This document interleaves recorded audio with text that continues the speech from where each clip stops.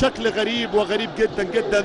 مباراة الحقيقة محتاجة فيها دروس كتيرة وعبر، وهذا الكلام ما ينفعش ابدا من قيمة جمهور عظيم هو جمهور بورسعيد. لاعب النادي الاهلي هو لاعب مصري، وادي طبعا يعني شكل غريب وغريب جدا جدا جدا.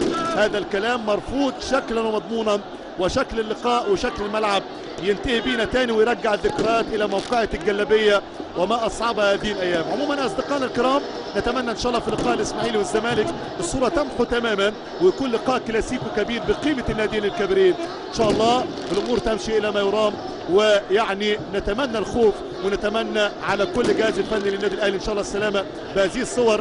مفيش كلمة الان غير للكابتن طاهر ابو زيد على الوصف والتفصيل والتدقيق لهذه الصور السيئة جدا جدا هنا في استاد بورسعيد. عموما تقبلوا تحياتي عصام عبده، على امل اللقاء ان شاء الله في مواعيد قادمة اخرى.